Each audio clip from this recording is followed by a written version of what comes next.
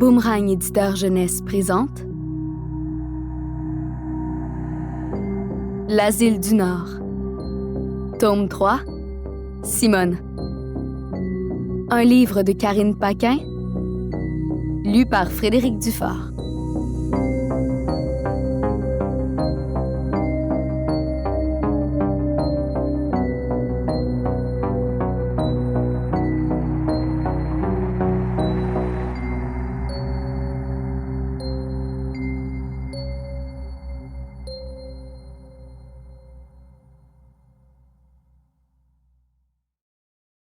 À mes amis qui m'ont aidé dans l'écriture de cette série. D.M., qui a grandi comme moi à Malartic, la ville qui a forgé l'enquêteur qu'il est aujourd'hui. V.V., qui se soucie de la sécurité et du bien-être des enfants et des familles qu'elle aide à reconstruire. A.B., qui tente chaque jour d'apaiser les douleurs intérieures des autres. Mot de l'éditeur. L'équipe d'édition tient à vous rappeler que Mme Karine Paquin décrit, à sa façon, des événements passés qui lui ont été racontés concernant sa ville natale. Elle nous montre sous un angle différent une réalité parallèle à ce que les historiens racontent. Ce qui est présenté dans la série L'Asile du Nord n'a jamais été cautionné par la ville elle-même. Cette version de l'histoire, jusqu'à maintenant inconnue de plusieurs, est, selon l'auteur, si choquante qu'elle mérite d'être racontée. Et nous sommes aussi de cet avis. Avant-propos. Histoire basée sur un fait vécu. Cette série s'adresse à ceux et celles qui en ont assez de vivre dans l'ignorance et qui sont suffisamment forts psychologiquement pour comprendre qu'en réalité, le monde tel qu'on le connaît n'est qu'une histoire qu'on raconte. Une histoire qu'on a le choix de croire ou non. Ce livre vous présente une autre version de cette même histoire. Une version un peu plus noire. Simone est le 3e tome de la série L'Asile du Nord, qui se lit dans l'ordre ou le désordre. Je dois avouer que je ne pensais jamais que je réveillerais autant de souvenirs enfouis en racontant mes récits. Une chose est certaine, beaucoup de Malarticois en ont assez de garder le silence. Et les proches de Camille, de William et maintenant de Simone ont enfin décidé de parler. Même si plusieurs oublient le passé qui tend à vouloir s'effacer, d'autres, au contraire, le gardent en mémoire et vivent dans la tourmente. Si je raconte publiquement cette version, c'est à la fois pour me libérer de ces histoires qui me hantent depuis des années et pour délivrer la ville de Malartic du silence qui pèse sur elle. Parce qu'en gardant le secret, on s'isole. Et alors, la solitude finit toujours par nous avaler. Voici le dernier événement recensé, à ce jour, qui laisse un goût amer aux habitants de la ville de mon enfance.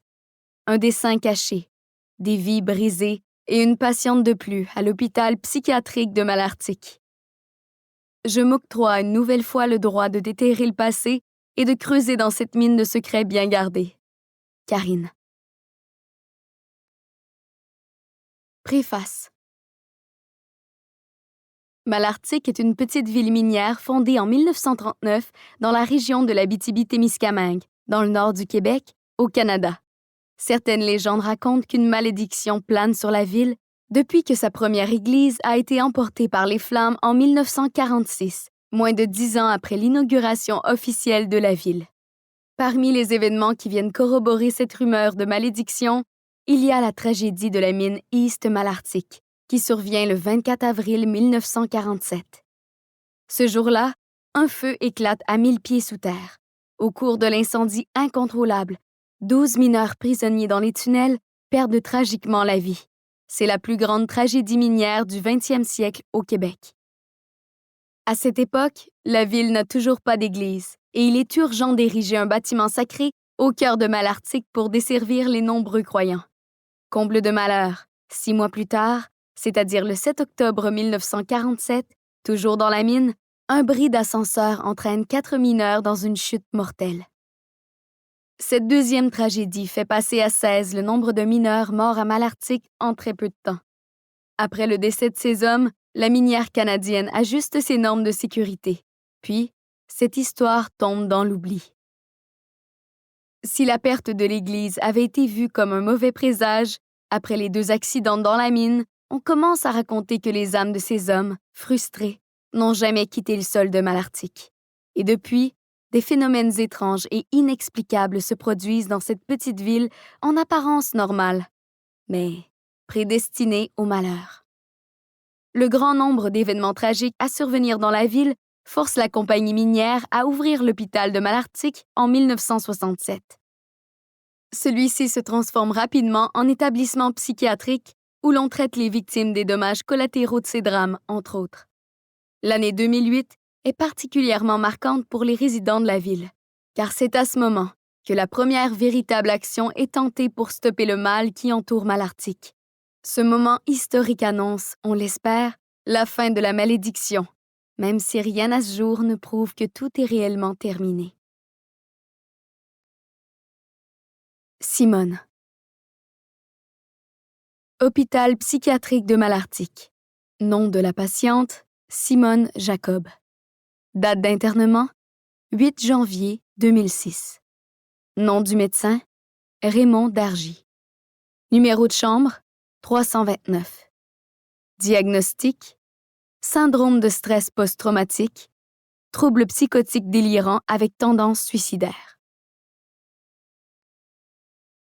Note de l'auteur. À l'époque où cette histoire s'est produite, je n'habitais plus Malartic, contrairement au reste de ma famille qui y réside toujours. Comme ce que je vais vous raconter est relativement récent, j'ai dû user de beaucoup de tact pour convaincre les personnes concernées de parler.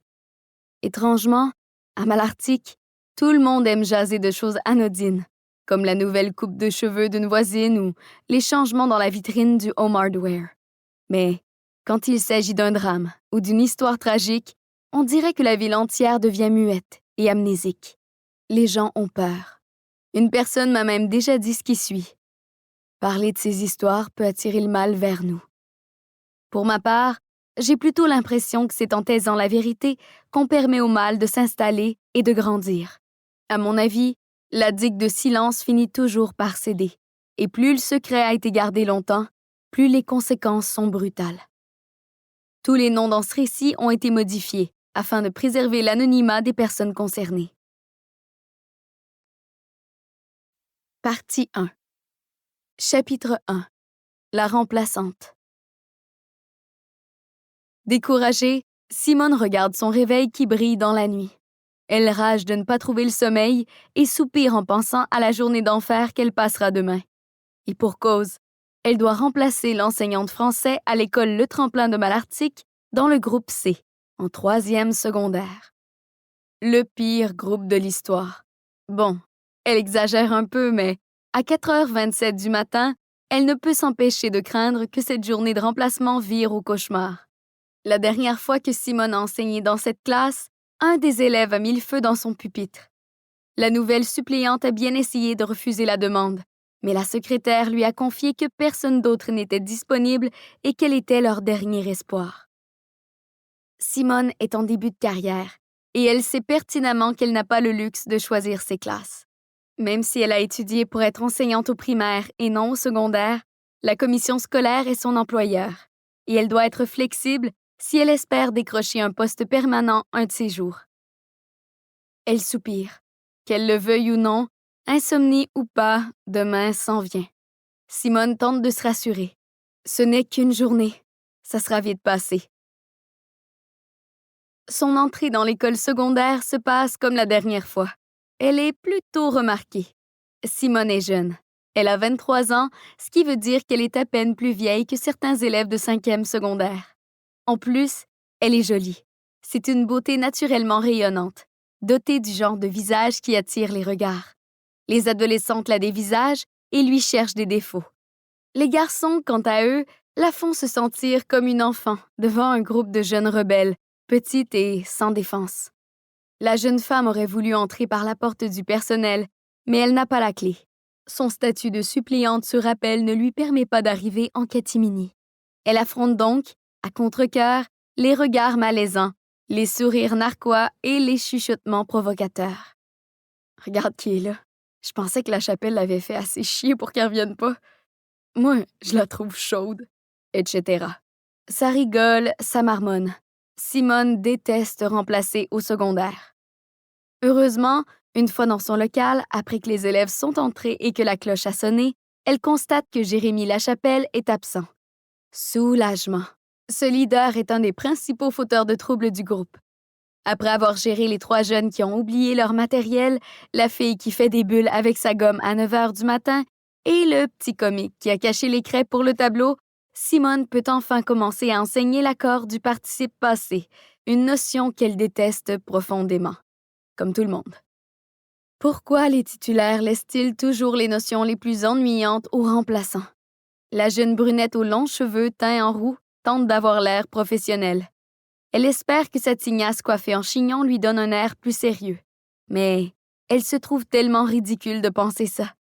C'est à croire que ces ados passés maîtres dans l'art du jugement lui font perdre toute sa confiance en elle, alors qu'elle n'en manque pourtant pas normalement. À la fin de la période, tout le monde soupire, Simone y compris. La jeune enseignante a beau être compétente, son âge nuit grandement à sa crédibilité, surtout avec les groupes difficiles comme celui-ci. Heureusement, les 2 prochains groupes devraient être plus agréables. Il se pourrait même que Simone ait un peu de plaisir à enseigner au dernier. La matinée se passe plutôt bien avec les 2 autres groupes. À la fin de la dernière période de l'avant-midi, la suppliante remballe ses affaires. Sa journée est terminée et son mal de tête commence. Quand elle relève les yeux, elle constate qu'une des élèves n'a pas quitté la classe. « Tu vas pas dîner? » L'adolescente fait mine de ramasser ses cahiers déjà empilés les uns sur les autres. « Ouais. » Simone se tient dans l'embrasure de la porte en attendant que l'élève sorte du local. Cette dernière finit par lui confier « Je trouve que tu ressembles à une amie de ma grande sœur. » Simone sourit et saisit l'occasion de faire une petite blague qui pourrait aider à tisser un lien entre elles. Elle doit être belle, son amie. L'élève la regarde droit dans les yeux et lui lance d'un ton sévère et désabusé. Elle est morte. L'adolescente sort du local rapidement. Simone reste figée quelques secondes, puis elle soupire. Elle n'est vraiment pas faite pour enseigner au secondaire. Avant de quitter l'école, elle s'arrête au local des enseignants, où plusieurs sont déjà en train de dîner. Elle salue ses collègues. C'est une marque de politesse et une façon de se faire connaître en début de carrière. Assis au bout de la table, le prof d'éducation physique demande « Tu dînes pas avec nous autres? » Simone s'étonne de cette remarque, puisqu'elle connaît à peine cet homme. « Non, j'avais juste les périodes du matin. »« Ah, c'est plate. On se fait un petit 4 à 5 tantôt, après l'école.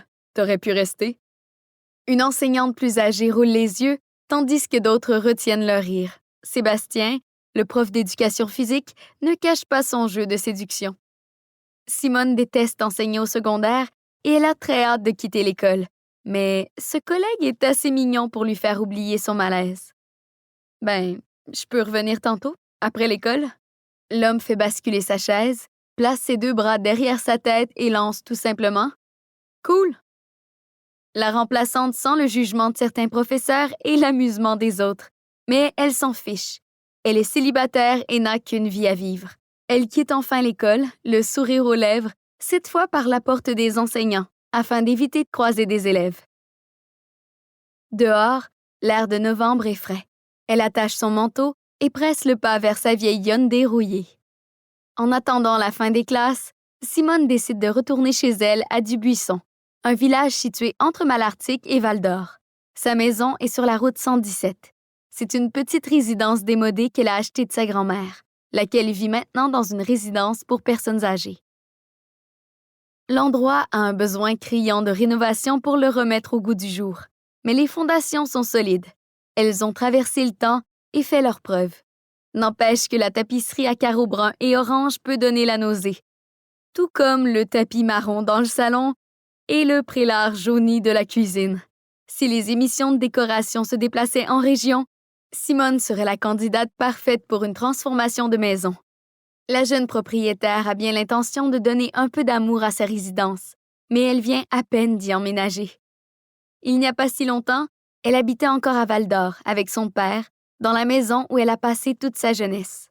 Les gens qui vivent à Malartic connaissent bien Val-d'Or, car la majorité des commerces s'y trouvent. Les Val-d'Oriens, quant à eux, ont rarement affaire dans la petite ville de Malartic. Ils la traversent rapidement quand ils se rendent à Rouen, mais peu d'entre eux s'y arrêtent. Pour Simone, le déménagement et les remplacements à effectuer à l'extérieur de sa ville natale sont de grands changements qui lui font du bien, car elle en avait assez de côtoyer toujours les mêmes personnes, et ce depuis son enfance. L'enseignante a à peine mis le pied dans sa maison que le téléphone sonne. Elle dépose son sac et presse le pas pour répondre, mais, au passage, elle se prend le pied dans la ganse du sac et trébuche, tout en saisissant quand même le combiné.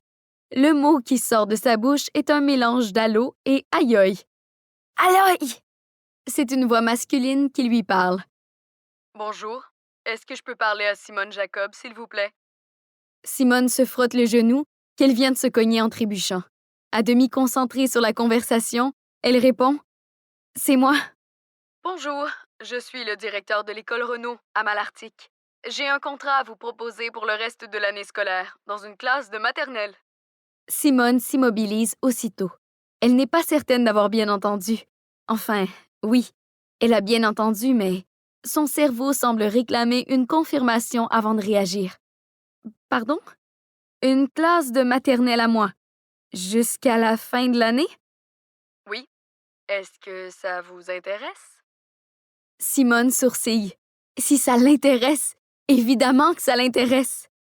Oui, vraiment. Je commencerai quand? Lundi, ma chère. OK, mais on m'avait déjà réservé pour faire de la suppléance. Il faudra tout annuler. Si vous acceptez le contrat, vous ne pourrez plus faire de remplacement. Tout va très vite dans la tête de Simone. En quelques secondes, elle voit déjà son année de suppléance s'évaporer. Et c'est avec un grand soulagement qu'elle répond « Mais oui, évidemment, c'est ce que je vais faire. Est-ce que je peux passer voir la classe cet après-midi? » Si vous êtes disponible, ce serait parfait. Les enfants seront contents de vous rencontrer. OK, super. Je vais être là vers 14 heures? Merci, Simone. À tantôt. Merci à vous. Simone raccroche le combiné. Elle est toujours écrasée par terre, les pieds emmêlés dans son sac, mais elle sourit et ne ressent plus aucune douleur. En route vers Malartic, Simone met la musique à fond dans sa voiture.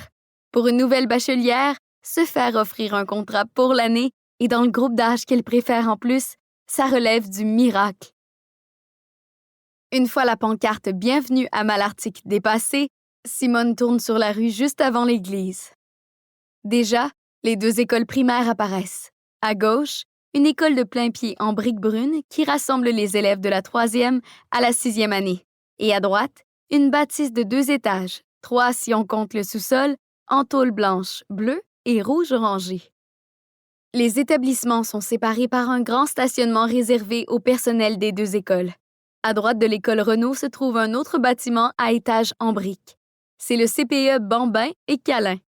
Entre l'école Renault et la garderie, s'étale un deuxième grand stationnement dans lequel Simone fait demi-tour pour revenir se garer dans le premier. L'arrivée de Simone à l'école primaire n'a rien à voir avec son entrée de ce matin au secondaire. Elle est heureuse, confiante et souriante. Elle a à peine mis un pied dans l'établissement qu'un petit blondinet aux yeux bleus qui se trouve là lui fait un signe de la main. Simone respire profondément l'odeur des vieux corridors. Elle se sent déjà à sa place. Le directeur, un homme rond et moustachu, l'accueille. Après avoir échangé quelques mots, ils vont visiter sa future classe. Tout se passe très vite, et la nouvelle enseignante essaie tant bien que mal de retenir toutes les informations que son supérieur lui transmet en rafale. Ici, c'est ton pigeonnier. On y déposera des messages et ton courrier. Ici, c'est le bureau de la secrétaire, Claudette, la femme qui sait tout. Tu pourras garer ta voiture dans ce stationnement. Il est plus près de la porte du préscolaire. Là, tu vois le gymnase, puis la classe de musique. Ici, tu peux laisser ton lunch dans le frigo. C'est dans ce local que se trouve le photocopieur. Les feuilles sont dans cette armoire. Ici, c'est le local de M. Hamel, le concierge. En maternelle, tu auras souvent besoin de ses services. Cette porte n'est qu'une sortie de secours. Et voilà la machine à café. Tu peux mettre ton argent dans ce pot. La poignée de cette porte est brisée. Il faut pas la verrouiller. Et de ce côté, ce sont des locaux pour la ville. L'excitation et l'énervement de Simone sont tels qu'à ses yeux, la visite passe en un clin d'œil. La cloche annonçant la fin de la journée sonne. La jeune femme aurait voulu discuter un peu avec l'enseignante de l'autre classe de maternelle en face de la sienne, mais c'est vendredi et les enfants ont à peine mis le pied dans l'autobus que les enseignantes désertent l'endroit. Le directeur la salue en lui conseillant de prendre quelques minutes pour faire le tour de sa classe, puis il part lui aussi. La jeune enseignante pénètre dans sa classe. Tout lui plaît. Les petites tables, les petites chaises, le comptoir bas, le lavabo, les peintures d'enfants affichées au babillard, l'étagère contenant les blocs et les dinosaures, le coin poupée avec la cuisinière, la petite bibliothèque remplie de livres qui ont souvent été manipulés, le grand tapis qui affiche les lettres de l'alphabet devant le tableau. Cette classe est presque parfaite. Simone a hâte à lundi. Ses futurs élèves lui ont paru charmants, même si elle ne les a vus que quelques minutes. D'ailleurs, qui n'est pas charmant à 5 ans? L'enseignante qu'elle doit remplacer vient de recevoir un diagnostic de cancer. Elle ne reviendra pas travailler. Simone se sent mal pour elle. Elle aurait voulu lui parler, mais la femme n'était pas à l'école aujourd'hui. Le malheur des uns fait le bonheur des autres. Simone se réjouit qu'on lui confie ce contrat. Elle regarde l'horloge. C'est bientôt l'heure de son 4 à 5. Elle sort son appareil photo de son sac et tourne l'objectif vers elle pour prendre une photo qu'elle enverra ce soir à ses amis afin de leur annoncer la bonne nouvelle. Le cadrage n'est pas parfait, mais c'est le mieux qu'elle puisse faire sans regarder dans le viseur. Elle enfile ensuite son manteau, respire une dernière fois l'odeur de l'école primaire et sort par la porte arrière. De retour à l'école secondaire, Simone se sent comme une nouvelle femme. Elle est maintenant titulaire d'un groupe. Elle est hot. Mais surtout, elle a la certitude qu'elle n'aura plus à travailler ici de l'année. Soudainement, tous ces jeunes et leurs regards remplis de jugement ne l'atteignent plus. Son assurance semble lui rendre service, car entre la porte d'entrée et le local des enseignants, Simone ne récolte que des sourires, et même 2 salutations timides de la part d'élèves à qui elle a enseigné ce matin. L'ambiance dans la salle des enseignants est décontractée, digne d'un vendredi en fin d'après-midi. L'arrivée de la jeune remplaçante est remarquée, surtout par Sébastien, le prof d'éduc. « Tiens, parle-moi de ça, une fille de parole comme ça. » L'homme lui tend un verre que Simone saisit et lui verse un peu de bière. Souriante, la jeune femme demande « Qu'est-ce qu'on fait, au juste? » Sébastien lève les bras dans les airs, ce qui laisse paraître ses biceps se découper. « Ma fête! » Simone lève son verre. « Bonne fête! » Les enseignants arrivent un à un et se servent un verre. Des sacs de chips sont mis sur la table. Tout le monde discute de tout et de rien, mais surtout d'école. Pendant que les autres parlent du party de Noël, Sébastien s'adresse à Simone en aparté. « Je vais souper à Val-d'Or à soir. Est-ce que ça te tente de venir? » Simone sourit.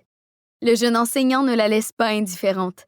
Elle le connaît à peine. Elle ne l'a croisé que quelques fois lors de remplacements, mais elle est curieuse d'en apprendre plus sur lui. C'est un homme athlétique, de la même taille qu'elle. Peut-être un peu plus grand en fait, mais à peine. Avec ses épaules carrées, ses cheveux courts foncés, ses yeux rieurs et son large sourire, il a des airs de Guillaume le Métis-Vierge. Il est assez mignon pour que Simone accepte sans hésiter son invitation. Le rassemblement ne s'éternise pas. Seuls les plus jeunes planifient la suite de la soirée, c'est-à-dire Sébastien le fêté, Stéphane l'enseignant en cheminement particulier et Simone. Simone est le genre de fille qui apprécie la compagnie des hommes. Réticente à s'engager pour l'instant, elle préfère profiter de sa jeunesse et multiplier les rencontres pour savoir précisément ce qu'elle attend de l'homme avec qui elle partagera le reste de sa vie. Le départ vers Val-d'Or s'organise. Comme Stéphane et Sébastien habitent tous les deux Malartic, ils prennent la même voiture. Simone suit avec la sienne. Elle déteste sa voiture, qui n'est plus très sécuritaire. Depuis quelque temps, son moteur fait un bruit étrange, mais elle doit absolument la garder jusqu'à la fin de l'hiver, question d'accumuler plus d'argent pour s'en acheter une nouvelle. Au restaurant, Simone s'empresse de rejoindre les gars pour entrer en même temps qu'eux. Pour elle, arriver seule dans un lieu public est toujours gênant, surtout quand elle ne connaît personne. Le trio a à peine mis les pieds dans le resto-bar qu'un petit groupe de personnes s'écrie au fond de la pièce. « Perron! » Les membres de la bande lèvent leurs verres et accueillent le fêté avec enthousiasme. L'ambiance est aux réjouissances. Tout annonce que ce sera une belle soirée. Sébastien attrape le verre qu'un de ses amis lui tend et le cale, sous les encouragements des autres. C'est son anniversaire, après tout.